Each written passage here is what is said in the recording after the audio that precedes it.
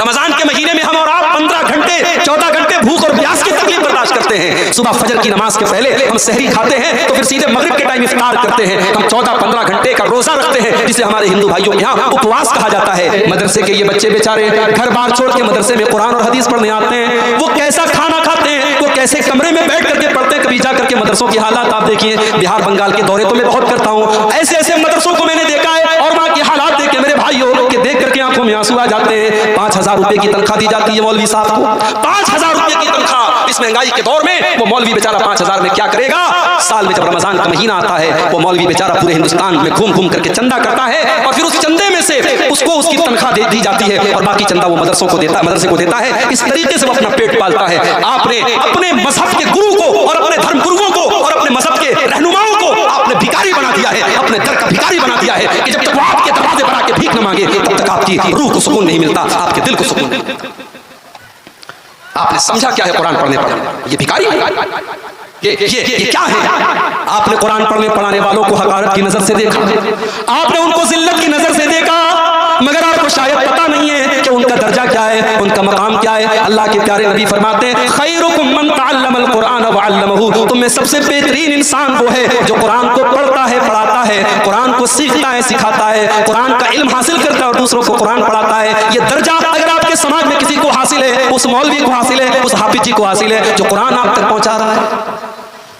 और आज ये जो ज़लज़ले आ रहे हैं, ये जो मुसीबतें आ रही हैं, ये जो जालिम हुकूमतें मुसल्लतें क्यों हैं, कभी आपने गौर किया ये ज़लज़ले बार बार क्यों आ रहे हैं? ये भी क़यामत की एक निशानी है मेरे प्यारे साथियों। जब दुनिया से उलमा चले जाएंगे, जब दुनिया से उलमा खत्म हो जाएंगे और उलमा की नाकदरी होने लगेगी और उलमा का मकाम दूसरों को दिया जाएगा, उसी दौर में क़यामत के पहले ज़लज़ले बहुत ज्यादा आएंगे। एक हदीस आपको सुनाना चाहता हूँ, सही बुखारी। अल्लाह के प्यारे नबी फरमाते, सही बुखारी की रिवायत है, ला तक़ूमुस्साअतु, क़यामत उस वक्त तक नहीं आएगी हत्ता युबज़ल इल्मु, यहाँ तक कि दुनिया से इल्म को उठा लिया जाएगा। माशाअल्लाह, इतना बड़ा गांव है, 40 के करीब घर है मुसलमानों के। जाओ सर्वे कर लो, 40 घर है मुसलमानों के, जाकर के सर्वे कर लो कि उन 40 घरों में कितने के घरों के बच्चे आज तालीम के मैदान में पढ़ाई कर रहे हैं। चलो दीन की न सही, दुनिया ही की तालीम कितने बच्चे हासिल कर रहे हैं। इस इलाके में, इस अजीमुश्शान प्रोग्राम में, जहां जमात के नुमाइंदा उलमाए किराम तशरीफ लाए हैं, मैं बड़ा खुशनसीब महसूस कर रहा हूं अपने आप को कि मुझे आपको आज इस प्रोग्राम में खिताब करने के लिए दावत दी गई और मुझे हाजिर होने का मौका मिला। रात के तकरीबन 1 बज रहे हैं, लेकिन माशाअल्लाह बड़े सुकून के साथ मर्द हजरात भी बैठे हुए हैं, ख़वातीन भी बैठी हैं। अल्लाह ताला आपके इस जज्बे को कबूल फरमाए, कहने सुनने से ज़्यादा अमल करने की तौफीक अता फरमाए, आमीन। मुझे बताया गया कुछ हमारे गैर मुस्लिम भाई भी आए हुए हैं। मुझे नहीं मालूम कि वो अभी इस मजलिस में हैं या जा चुके हैं। अगर बीच में मुनासिब महसूस हुआ तो कुछ अपने गैर मुस्लिम भाइयों के ताल्लुक से भी कुछ बातें आपके सामने रखने की कोशिश करूंगा इंशाअल्लाह। मुझे जो टॉपिक मिला है, जो उन्वान मिला है, जिस मौजू पर मुझे आपके सामने बात करनी है, मौजू है इस्लाह मुआशरा में तालीम का किरदार। समाज को सुधारने में शिक्षा का क्या रोल है, तालीम का क्या रोल है। जाहिर है कि समाज के अंदर बहुत सारी बुराइयां हैं, अकीदे की भी बुराइयां हैं, अमल की भी बुराइयां हैं, अखलाक की भी बुराइयां हैं। समाज का हर वर्ग आज बहुत सारी बुराइयों में लिप्त है, डूबा हुआ है। बच्चों से लेकर के जवानों तक, जवानों से लेकर के बूढ़ों तक, मर्दों से लेकर के औरतों तक मुख्तलिफ किस्म की बुराइयां आज समाज में पाई जा रही हैं।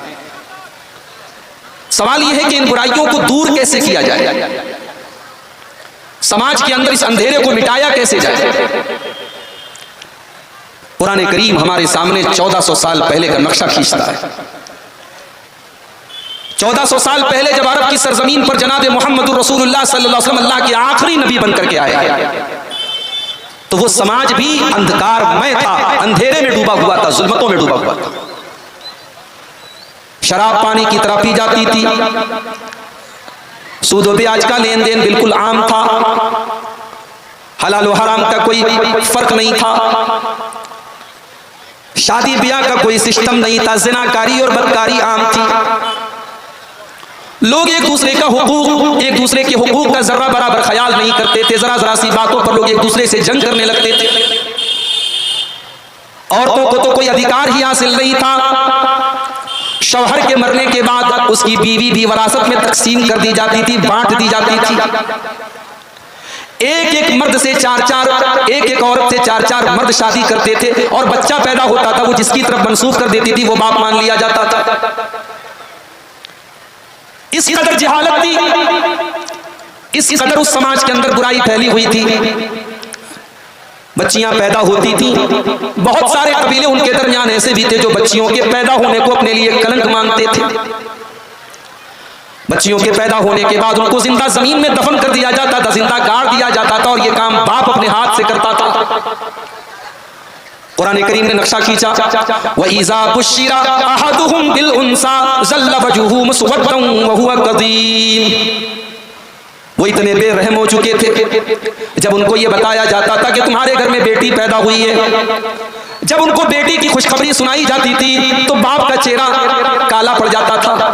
यतवारा मिनल कौमी मिन सूई मा बुश्शिरा बिही अयुमसिकुहु अला हूनिन अम यदुस्सुहु फित तुराब। बाप अपना चेहरा अपनी कौम को दिखाता नहीं था, अपने आप को छुपाता था कि कौम के लोग जब सवाल करेंगे मैं क्या जवाब दूंगा। अगर मैं कहता हूं कि मैं बेटी का बाप बना हूं तो समाज में मुझे कलंकित होना पड़ेगा, समाज में मुझे अपमानित होना पड़ेगा, समाज में मुझे जलील होना पड़ेगा। और दूसरा तरीका यह कि अपने ही हाथों से अपनी बेटी को मैं कत्ल कर दूं। अला साअ मा यहकुमून। अल्लाह फरमाता है, लोगों तुम कितना गलत फैसला करते थे, तुम बेटियों के ऊपर कितना बड़ा अन्याय करते थे। आज हमारे प्रधानमंत्री जी का नारा है बेटी पढ़ाओ बेटी बचाओ। बेटी पढ़ाओ और बेटी बचाओ का नारा तो 1400 साल पहले इस्लाम ने दिया था। जिस समाज के अंदर बेटियों को कत्ल कर दिया जाता था, इस समाज में बेटी को जीने का अधिकार नहीं दिया जाता था, उस समाज में अल्लाह के नबी ने इस कुप्रथा को खत्म किया, इस बुरी रस्म को खत्म किया। और आपने उन तमाम लोगों को ये वार्निंग दे दी जो अपनी बेटियों को जमीन में दफन कर देते थे। आपने कुरान की आयत पढ़ के सुनाई, वइज़ल मौऊदतु सुइलत बिअय्यि ज़ंबिन कुतिलत। ओ लोगों जो अपनी बेटियों को जिंदा जमीन में दफन कर देते हो, कल कयामत के दिन वो जिंदा दफन की गई लड़की कल कयामत के दिन उससे पूछा जाएगा तुझे किस जुर्म में मारा गया, किस अपराध की सजा दी गई, किस कसूर में तुझे कत्ल कर दिया गया। ये कह करके उन तमाम लोगों को वार्निंग दी गई। जलालत और गुमराही उस समाज के अंदर चरम सीमा पर थी मेरे भाई। अब अल्लाह के नबी उनके दरमियान आखिरी नबी बनकर के आए। और अगर इस प्रोग्राम में हमारे कुछ गैर मुस्लिम भाई भी बैठे हैं, एक बहुत बड़ा मिसकंसेप्शन अपना दूर कर लें। आमतौर से यह माना जाता है कि इस्लाम 1400 साल पुराना मजहब है, उसके पहले इस्लाम नहीं था। माफ करना मेरे हिंदू भाइयों, ये आपकी गलतफहमी भी दर हकीकत इल्म ना होने का नतीजा है, अज्ञानता का नतीजा है, जहालत का नतीजा है। आपने इस्लाम को पढ़ा होता, अगर आपने कुरान को पढ़ा होता तो आपको मालूम होता कि इस्लाम 1400 साल पुराना मजहब नहीं है। इस्लाम मोहम्मद अरबी का मजहब नहीं है, इस्लाम अल्लाह का मजहब है। और इस दुनिया के सबसे पहले इंसान जिनको हम आदम कहते हैं और जिनकी हम सब संतान और औलाद है, आदम भी इसी मजहब की पैरवी करने वाले, इसी इस्लाम की पैरवी करने वाले और तौहीद के ऊपर थे। कुरान करीम में अल्लाह ताला फरमाता है, या अय्युहन नास इन्ना खलकनाकुम मिन ज़करिन व उन्सा व जअलनाकुम शुऊबन व क़बाइल लितारफू। ऐ तमाम के तमाम मानव जाति, है मानव जाति, ऐ इंसानों की जमात, ऐ तमाम दुनिया भर के इंसानों, तुम्हारा धर्म कोई भी हो, तुम्हारा संप्रदाय कोई भी हो, तुम किसी भी धर्म से ताल्लुक रखते हो, याद रखो तुम एक माता पिता की, एक आदम की और एक हव्वा की औलाद हो। और तुम्हारे दरमियान की जो बिरादरियां हैं, ये जो खानदान है, ये जो कबीले, हमने इनको इसलिए बनाया ताकि तुम एक दूसरे को पहचान सको। इससे बढ़कर के मानवता और इससे बढ़कर के एकता का संदेश और क्या हो सकता है कि कुरान पूरी इंसानियत को, पूरी मानवता को एक परिवार करार देता है मेरे भाई। आदम अलैहिस्सलाम का मजहब भी इस्लाम था। आदम अलैहिस्सलाम के बाद एक लंबा पीरियड ऐसा गुजरा जब दुनिया में कोई शिर्क नहीं करता था। कई हजार साल तक दुनिया में लोग तौहीद करते। फिर हजरत नूह अलैहिस्सलाम का जमाना आया, शैतान ने लोगों को गुमराह किया। लोग पत्थरों के, अपने नेक लोगों के मरने के बाद उनकी मूर्तियां बना करके उनकी पूजा करने लगे, अल्लाह को छोड़ करके उनके आगे सर झुकाने लगे, उनके आगे सजदा करने लगे, उनको अपना मुश्किल कुशा और अपना संकट, अपनी मुसीबतों को दूर करने वाला संकट मोचक समझने लगे। हजरत नूह अलैहिस्सलाम अल्लाह के पहले रसूल बनकर के आए, आदम अलैहिस्सलाम पहले नबी थे और हजरत नूह अलैहिस्सलाम दुनिया में पहले रसूल बनकर के आए और 950 साल तक किसी इस्लाम की तबलीग करते रहे, अल्लाह की और एक माबूद की और एक ईश्वर की लोगों को शिक्षा देते रहे, तालीम देते रहे। तो ये गलतफहमी पहले दूर कर लीजिए कि इस्लाम 1400 साल पुराना मजहब है और इस्लाम के मानने वालों को बहुत सारे लोग मोहम्मदन बोलते हैं। हमारे मुसलमानों में भी कभी कभी लोग बोलते हैं मोहम्मदन, ये लफ्ज नहीं बोलना चाहिए। हम मुहम्मदुर रसूलुल्लाह का कलमा पढ़ते हैं, मगर इस्लाम ये सिर्फ मुहम्मदुर रसूलुल्लाह का दीन नहीं है। हम जितने मोहम्मदन हैं उतने ही मूसा अलैहिस्सलाम और ईसा अलैहिस्सलाम और इब्राहीम अलैहिस्सलाम और नूह अलैहिस्सलाम और सारे नबियों के हम मानने वाले हैं। तो हमारा असल नाम मुस्लिम है और आदम अलैहिस्सलाम भी मुस्लिम थे, नूह अलैहिस्सलाम भी मुस्लिम थे। हमारे हिंदू भाइयों के यहाँ भी बहुत सारी गलतफहमियां फैली हुई हैं। अगर आप अपने मजहब की किताबों का मुताला करते, अध्ययन करते, आपके दिल से जो नफरत की भावना है, जो गलतफहमी है, जो दुर्भावना है, वो खत्म हो जाएगी। आपके चारों वेदों के अंदर भी इसी एकेश्वरवाद की शिक्षा दी गई है, इसी तौहीद की तालीम दी गई है और आपको यह कहा गया है कि आप एक अल्लाह की उपासना कीजिए। श्रीमद् भगवत गीता हिंदू मजहब की बड़ी मुकद्दस किताब है। आपने देखा होगा कि अदालत में मुसलमान जब कसम खाता है तो कुरान पर हाथ रखवाया जाता है और हिंदू भाई जब कसम खाता है तो गीता के ऊपर हाथ रखा जाता है। इतनी उसकी अहमियत है। गीता के अंदर श्री कृष्ण के अक़वाल हैं। श्री कृष्ण क्या कहते हैं वो भी गीता के अंदर तौहीद की तालीम देते हैं। श्री कृष्ण फरमाते हैं मां में कम शरणम ब्रजः अहम त्वा सर्व पापेभ्यः मोक्षयिष्यामि मा शुचः। आ जाओ, सारे के सारे माबूदों को छोड़ करके एक अल्लाह की, एक ईश्वर की पनाह में आ जाओ, तुम कामयाब हो जाओगे, तुम्हारे सारे पाप मिट जाएंगे, सारे गुनाह मिट जाएंगे। यही बात तो कुरान भी कहता है मेरे हिंदू भाइयों, इन्नद्दीन इंदल्लाहिल इस्लाम। अल्लाह ताला के यहाँ अगर कोई दीन स्वीकार किया जाएगा तो इस्लाम स्वीकार किया जाएगा। अगर आपकी पेशानी अल्लाह के अलावा किसी और के आगे झुकी होगी, अगर आपने अल्लाह के अलावा किसी और को नफा नुकसान का मालिक माना होगा तो आप अल्लाह के यहाँ माफी नहीं पा सकते। आपको जहन्नम में जाना होगा और जन्नत में आप नहीं जा सकते, आप स्वर्ग में नहीं जा सकते। आज हमारे बहुत सारे मुसलमान भाई भी इस बात को नहीं जानते। अफसोस के साथ कहना पड़ता है, हिंदू मजहब की पहचान स्वास्तिक का निशान, ईसाई मजहब की पहचान क्रॉस का निशान, मुसलमानों की पहचान किसी दरगाह का फोटो, किसी मजार का फोटो।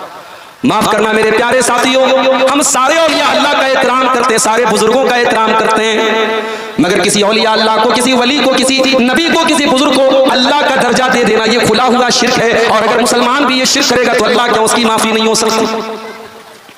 मौलाना अल्ताफ हुसैन हाली ने क्या प्यारी बात कही थी, करे गैर बुत की पूजा तो काफिर। अगर गैर मुस्लिम मूर्ति की पूजा कर रहा है तो तुम उसको काफिर मानते हो। करे गैर बुत की पूजा तो काफिर, कवाकिब में माने करिश्मा तो काफिर, झुके आग पर पहरे सजदा तो काफिर, जो ठहराए बेटा खुदा का तो काफिर। ये सारे काम अगर गैर करता है तो तुम उसको काफिर मानते हो।